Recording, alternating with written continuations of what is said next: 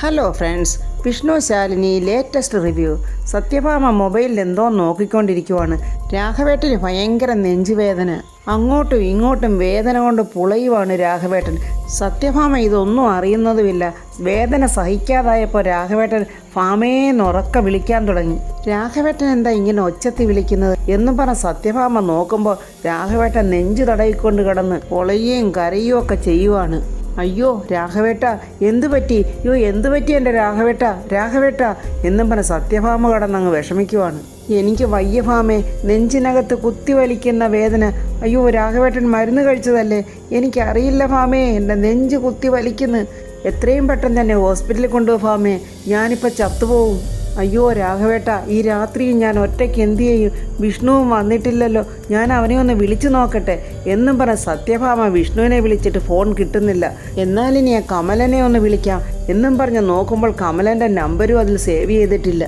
അയ്യോ ദൈവമേ, ഞാനിനി എന്തു ചെയ്യും എന്നും പറഞ്ഞ് സത്യാമ്മ കരയുമ്പോൾ പെട്ടെന്ന് രാഘവേട്ടൻ്റെ ഫോൺ എടുത്ത് രാഘവേട്ടൻ തന്നെ ശാലിനിയുടെ നമ്പർ ഡയൽ ചെയ്യുവാണ്. എന്നിട്ട് രാഘവേട്ടനെ സംസാരിക്കാൻ തീരെ പറ്റുന്നില്ല. സത്യഭാമയുടെ കയ്യിൽ കൊടുത്തിട്ട് പറഞ്ഞ്, ഭാമേ നീ ഈ നമ്പറിലോട്ട് വിളിക്ക്. സത്യഭാമ നോക്കുമ്പോൾ ശാലിനിയുടെ നമ്പർ. സത്യഭാമ വിളിക്കാൻ വയ്യാതെ ഇങ്ങനെ നോക്കുമ്പോൾ, വിളിക്ക് ശാലിനിയെ വിളിക്ക് ഭാമേ, എനിക്ക് അവൾ വന്നാലേ എൻ്റെ ജീവൻ രക്ഷിക്കാൻ പറ്റത്തുള്ളൂ. വാശി കാണിക്കാതെ വിളിക്ക് ഭാമേ, ശാലിനിയെ വിളിക്ക്. ഇനി ആലോചിച്ച് നിന്നിട്ട് ഒരു കാര്യമില്ല, എത്രയും പെട്ടെന്ന് രാഘവേട്ടനെ ഹോസ്പിറ്റലിൽ എത്തിക്കണം. അതുകൊണ്ട് ശാലിനിയെ വിളിക്കാം എന്ന് തീരുമാനിച്ചുകൊണ്ട് ശാലിനിയെ വിളിക്കുന്നുണ്ട്. ശാലിനിയുടെ ഫോൺ റിങ് ആകുന്നു. ശാലിനി ആരായിരിക്കും ഈ രാത്രി വിളിക്കുന്നത്? അയ്യോ ഇത് അച്ഛൻ്റെ നമ്പറാണല്ലോ, അച്ഛൻ എന്താ ഈ സമയത്ത് വിളിക്കുന്നത്? ഹലോ അച്ഛ എന്താ ഈ സമയത്ത് വിളിച്ചത്?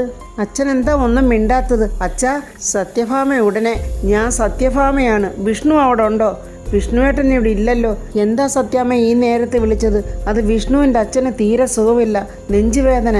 ഇവിടെ വേറെ ആരുമില്ല, ഞാൻ ഒറ്റയ്ക്കേ ഉള്ളൂ. അതുകൊണ്ട് ഇങ്ങോട്ടൊന്ന് വരാൻ പറ്റുമോ? ഞാൻ ഉടനെ അങ്ങോട്ട് വരാം സത്യാമ്മേ എന്നും പറഞ്ഞ് ശാലിനി ഫോൺ വെച്ചിട്ട് ഉടനെ അനുവിനെ വിളിക്കുവാണ്. അനു, എത്രയും പെട്ടെന്ന് നീ ഇവിടം വരെ വരണം. എന്താ മേഡം, വളരെ എമർജൻസിയാണ്, വന്നിട്ട് കാര്യങ്ങളൊക്കെ പറയാം. അങ്ങനെ അനുവും രാമുവേട്ടനും ശാലിനിയും കൂടെ സത്യാമ്മയുടെ വീട്ടിലെത്തി. ശാലിനി കാറിൽ നിന്നിറങ്ങി ഓടുവാണ്. അയ്യോ അച്ഛൻ എന്തു പറ്റി? എനിക്ക് തീരെ വയ്യ മോളെ, നെഞ്ച് പൊളരുന്ന വേദന. അച്ഛൻ വിഷമിക്കല്ലേ, ഞാൻ വന്നല്ലോ, ഞാൻ എൻ്റെ അച്ഛൻ്റെ അടുത്ത് തന്നെ ഉണ്ട്, അച്ഛൻ വിഷമിക്കേണ്ട എന്നും പറഞ്ഞ് പെട്ടെന്ന് അവരെല്ലാവരും കൂടെ രാഘവേട്ടനെ ഹോസ്പിറ്റലിൽ എത്തിച്ചു. ഒരു സമാധാനമില്ലാതെ സത്യഭാമ ഐസിയുവിൻ്റെ മുമ്പിൽ അങ്ങോട്ടും ഇങ്ങോട്ടും നടക്കുവാണ്. ശാലിനി വിഷ്ണുവിനെ വിളിച്ചിട്ട് കിട്ടുന്നില്ല. വീണ്ടും വിഷ്ണുവിനെ വിളിക്കുവാണ്. അപ്പോൾ കമലനാണ് ഫോൺ എടുക്കുന്നത്. അവരെല്ലാവരും നല്ല ഉറക്കത്തിലായിരുന്നു. പെട്ടെന്ന് കമലൻ ആ ഫോൺ എടുത്തിട്ട്, അയ്യോ ചേട്ടത്തിയമ്മയാണല്ലോ വിളിക്കുന്നത് എന്നും പറഞ്ഞ്, ആശാനെ തൻ്റെ ചേട്ടത്തിയമ്മയുടെ ഫോണ്. വിഷ്ണു, എന്താ ശാലിനി എന്ന് ചോദിക്കുമ്പോൾ ശാലിനി പറയുന്നു, വിഷ്ണുവേട്ട അച്ഛനൊരു നെഞ്ചുവേദന. അച്ഛന് നെഞ്ചുവേദനയോ? എന്നെ സത്യാമ്മ വിളിച്ചിരുന്നു. ഞാനിപ്പോൾ അച്ഛനെ ആ ഹോസ്പിറ്റലിൽ എത്തിച്ചിട്ടുണ്ട്. ഡോക്ടർ അച്ഛനെ പരിശോധിച്ചുകൊണ്ടിരിക്കുവാണ്. വിഷ്ണുവേട്ടൻ വിഷമിക്കേണ്ട, എത്രയും പെട്ടെന്ന് വിഷ്ണുവേട്ടൻ ഇങ്ങോട്ട് എത്താൻ നോക്കണം. ശരി ശാലിനി, ഞാൻ ഇപ്പം തന്നെ പുറപ്പെടുവാണ്. എടാ കമല, പെട്ടെന്ന് വന്ന് വണ്ടി കയറുക എന്നും പറഞ്ഞ് വിഷ്ണു സ്പീഡിൽ വണ്ടി ഓടിച്ച് വരുവാണ്. രാത്രിയിൽ സത്യാമ്മ ശാലിനിയെ വിളിച്ചതും ശാലിനി അങ്ങോട്ട് പുറപ്പെട്ടതും ഒരു കാര്യവും ശാരദാമ്മ അവിടെ അറിഞ്ഞിട്ടില്ല. ശാരദാമ്മ രാവിലെ ചായ ഇട്ടുകൊണ്ട് ശാലിനിക്ക് ചായയായിട്ട് വന്ന് അവിടെ എല്ലാം നോക്കുവാണ്. ശാലിനി എന്ന് വിളിച്ച് എല്ലായിടവും നോക്കിയിട്ടും ശാലിനിയെ കാണുന്നില്ല. ചേടാ, ഇതേവളത് എങ്ങോട്ട് പോയി? സത്യാമ്മയാണെങ്കിൽ ഐസിയുവിൻ്റെ മുമ്പിൽ കൂടെ അങ്ങോട്ടും ഇങ്ങോട്ടും നടക്കുവാണ്. പെട്ടെന്ന് ഐസിയുവിനകത്തോട്ട് എത്തി നോക്കും. ഒരു സമാധാനമില്ലാതെ സത്യാമ്മ ഇങ്ങനെ നിൽക്കുവാണ്. ആ സമയത്ത് ശാരദാമ്മ ശാലിനിയെ വിളിക്കുന്നുണ്ട്. എടീ നീ ഇതെവിടെയാ? അമ്മയെ, അച്ഛന് നെഞ്ചുവേദന വന്നിട്ട് സത്യാമ്മ എന്നെ രാത്രിയിൽ വിളിച്ചിരുന്നു. അപ്പം തന്നെ ഞാൻ അനുവിനെയും രാമുവേട്ടനെയും വിളിച്ച് ഞങ്ങൾ ഇങ്ങോട്ടിഞ്ഞ് പോന്നു. തലയടിച്ചൊന്ന് വീണിട്ടുണ്ട്, അത് സ്കാൻ ചെയ്യണം. അയ്യോ അതെങ്ങനെ പറ്റി? വീണപ്പോഴെങ്ങാനും സംഭവിച്ചതായിരിക്കും അമ്മേ. ഇനിയും കുറച്ച് ടെസ്റ്റുകൾ കൂടി ഉണ്ട്. ശാലിനി സംസാരിക്കുന്നതൊക്കെ സത്യഭാമ ഓട്ടക്കണ്ടിട്ടിങ്ങനെ നോക്കുകയൊക്കെ ചെയ്യുന്നുണ്ട്. എടി, ആ സമയത്ത് നിനക്ക് എന്നെ ഒന്ന് വിളിക്കാൻ മേലായിരുന്നോ? അമ്മയുടെ ഉറക്കം കൂടെ കളയണ്ടല്ലോ എന്ന് വിചാരിച്ചു. അതുമാത്രമല്ല, അമ്മയെ വിളിച്ചു കഴിഞ്ഞാൽ കുട്ടികളെങ്ങാനും ഉണർന്ന് പിന്നെ അവരെയും കൂടി ഇങ്ങോട്ട് കൊണ്ടുവരേണ്ടി വരും. അപ്പോൾ വിഷ്ണു ഇല്ലേ മോളെ സ്ഥലത്ത്? ഇല്ലമ്മേ, വിഷ്ണുവേട്ടനുണ്ടായിരുന്നെങ്കിൽ ഇപ്പോൾ കുഴപ്പമില്ലായിരുന്നു. ഇപ്പം തന്നെ അച്ഛന് തീരെ വല്ലാണ്ടായിപ്പോയി. ആകെ പേടിച്ചു പോയമ്മേ. ഞാൻ കൂടി ഇല്ലായിരുന്നെങ്കിൽ ആകെ വിഷമിച്ചു പോയേനെ. ശാരദാമ്മ അന്നേരം ശാലിനിയോട് ചോദിക്കുക, ഇപ്പം സത്യാമ്മയുടെ തൻ്റെടോ ആദർശമോ ഒക്കെ എവിടെ പോയി? ഒരാളുടെയും സഹായം വേണ്ടാന്നല്ലേ പറയുന്നത്, പ്രത്യേകിച്ചും നിന്റെ. എന്നിട്ട് ഇപ്പോൾ ഒരാവശ്യം വന്നപ്പോൾ ആരാ ഉണ്ടായിരുന്നത്? ഇതാ പറയുന്നത്, ആരെയും ഒരിക്കലും നിന്ദിക്കരുതെന്ന്. സത്യാമ്മ കേൾക്കുന്നുണ്ടോ ഇതൊക്കെയെന്ന് ഓട്ടക്കണ്ണിട്ട് ശാലിനിയും സത്യാമ്മയെ നോക്കുന്നുണ്ട്. സത്യാമ്മ ശാലിനിയും നോക്കുന്നുണ്ട്. സത്യാമ്മ ഇനിയെങ്കിലും മനസ്സിലാക്കിയാൽ മതി, ഇങ്ങനെ ആരെയും വെല്ലുവിളിക്കരുതെന്ന്. ആപത്ത് സമയത്ത് ശത്രുക്കളായിട്ടുള്ളവരെ ചിലപ്പോൾ കാണത്തുള്ളൂ. അത് ഇനിയെങ്കിലും അവർ മനസ്സിലാക്കിയാൽ കൊള്ളായിരുന്നു. അമ്മേ, എന്നെ വിളിക്കാൻ മടിയുണ്ടായിരുന്നെന്ന് തോന്നുന്നു. അച്ഛൻ്റെ ഫോണിൽ നിന്നാണ് വിളിച്ചത്, പക്ഷേ സംസാരിച്ചത് സത്യാമ്മയായിരുന്നു. എന്തായാലും നീ നിൻ്റെ കടമ ചെയ്തു.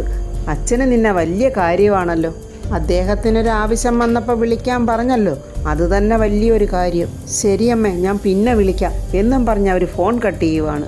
ശാലിനി സങ്കടത്തോടെ ഐസിയിലോട്ട് എത്തി നോക്കുന്നതൊക്കെ സത്യാമ്മ നോക്കുന്നുണ്ട്. സത്യാമ്മയുടെ മനസ്സിൽ എന്തോ ഒരു ചെറിയ അലിവൊക്കെ ശാലിനിയോട് തോന്നുന്നുണ്ട്. അപ്പോഴവിടേക്ക് വിഷ്ണുവും കമലനും കൂടെ ഓടി വരികയാണ്. വിഷ്ണു ഓടി വന്ന് സത്യാമ്മയൊന്ന് നോക്കിയിട്ട് പെട്ടെന്ന് ശാലിനിയോടാണ് സംസാരിക്കുന്നത്. ശാലിനി, അച്ഛൻ എന്തുവാ പറ്റിയത്? നീ ഫോണിൽ പറഞ്ഞതൊന്നും എനിക്ക് അങ്ങോട്ട് മനസ്സിലായില്ല. വിഷ്ണുവേട്ടൻ ഇങ്ങനെ വെപ്രാളം പിടിക്കേണ്ട, പേടിക്കാനൊന്നുമില്ല. അച്ഛന് രാത്രിയിലൊരു നെഞ്ചുവേദന വന്നതാ. സത്യാമ്മ എന്നെ വിളിച്ച് പറയുമായിരുന്നു, വിഷ്ണുവേട്ടനെ വിളിച്ചിട്ട് കിട്ടിയില്ലെന്നും പറഞ്ഞു. അത് ശാലിനി, ഞങ്ങൾ നിന്ന സ്ഥലത്തെ റേഞ്ച് തീരെ കുറവായിരുന്നു. അല്ല, അച്ഛനിപ്പോൾ എങ്ങനെയുണ്ട്? ഡോക്ടർ എന്താ പറഞ്ഞേ? രാത്രി തന്നെ കൊണ്ടുവന്നത് വളരെ നന്നായെന്ന് പറഞ്ഞ് അച്ഛൻ വല്ലാതെ പേടിച്ചിട്ടുണ്ടായിരുന്നു. അപ്പോൾ ICUവിൽ നിന്ന് ഡോക്ടർ ഇറങ്ങി പുറത്തോട്ട് വരുന്നുണ്ട്. വിഷ്ണു ഓടിച്ചെന്നിട്ട് പറയുന്നു, ഡോക്ടറെ, ഞാൻ അകത്ത് കിടക്കുന്ന രാഘവൻ നായരുടെ മകനാണ്. ഇപ്പോഴെൻ്റെ അച്ഛൻ്റെ അവസ്ഥ എങ്ങനെയാണ്? അത് സ്കാൻ ചെയ്ത് നോക്കട്ടെ. മറ്റു കുഴപ്പങ്ങളൊന്നും ഇല്ലെങ്കിൽ ഡിസ്ചാർജ് ചെയ്യാം. വീട്ടിൽ പോയി റെസ്റ്റ് എടുത്താൽ മതി. ഡോക്ടർ അങ്ങനെ പറഞ്ഞപ്പോൾ എല്ലാവർക്കും ഒരു സമാധാനമാകുന്നുണ്ട്. വിഷ്ണു എന്നിട്ടും ICUവിലോട്ട് ഇങ്ങനെ എത്തി നോക്കിയിട്ട് സങ്കടത്തോടെ നിൽക്കുന്ന സത്യാമ്മയുടെ അടുത്ത് ചെന്ന് സത്യാമ്മയെ നോക്കിയിട്ട് സത്യാമ്മയെ കയ്യിൽ തട്ടുന്നുണ്ട്. ഇപ്പോഴും സത്യാമ്മ വാശിയിൽ തന്നെയാണ്. സത്യാമ്മയ്ക്ക് ശാലിനിയോടും വിഷ്ണുവിനോടും മിണ്ടാൻ തീരെ പറ്റുന്നില്ല. ശാലിനി വിഷ്ണുവിനോട് പറയുന്നു, എന്നാൽ വിഷ്ണുവേട്ട, ഞാൻ ഇറങ്ങട്ടെ. അപ്പോഴത്തെ ഒരു വെപ്രാളത്തിൽ ഞാൻ അമ്മയോട് പോലും പറയാതാണ് പോകുന്നത്. സത്യാമ്മ അത് കേട്ടിട്ട് ഒരു സങ്കടത്തോടെ ശാലിനിയെ ഇങ്ങനെ നോക്കുന്നുണ്ട്, അല്ലാതെ മിണ്ടുന്നില്ല. പോകാനൊരുങ്ങുന്ന ശാലിനിയുടെ കൈക്ക് പിടിച്ചിട്ട് വിഷ്ണു സങ്കടത്തോടെ പറയുന്നു, എടോ, എല്ലാത്തിനും ഒരുപാട് നന്ദിയുണ്ട്. വിളിച്ചപ്പോൾ തന്നെ താൻ ഓടി വന്നല്ലോ. എന്താ വിഷ്ണുവേട്ട ഈ പറയുന്നത്? ഇത് ഞാൻ ചെയ്യേണ്ടത് തന്നല്ലേ? വിഷ്ണുവേട്ടൻ സ്ഥലത്തില്ലാത്തതുകൊണ്ട് ചെയ്യേണ്ടത് ഞാൻ തന്നെയാ. രാവിലെ ശ്യാമ കുട്ടികളെ സ്കൂളിൽ വിടാനുള്ള തയ്യാറെടുപ്പിലാണ്. പപ്പിയെയും സത്യയും മേക്കപ്പൊക്കെ ചെയ്ത് ഒരുക്കുന്നുണ്ട്. ശാരദാമ്മ പപ്പിമോക്കും സത്യമോക്കും സ്കൂളിൽ കൊണ്ടുപോകാനുള്ള ഭക്ഷണമൊക്കെ റെഡിയാക്കി കൊണ്ട് വെക്കുന്നു. ഇത്രയ്ക്ക് ധൃതി പിടിക്കേണ്ട കാര്യമൊന്നും ഇല്ലല്ലോ ശ്യാമേ, സമയമായി വരുന്നതല്ല ഉള്ളു. അതിനെ അമ്മയുടെ മോട കൂട്ട് സർക്കാർ വാഹനമൊന്നും എനിക്കില്ല.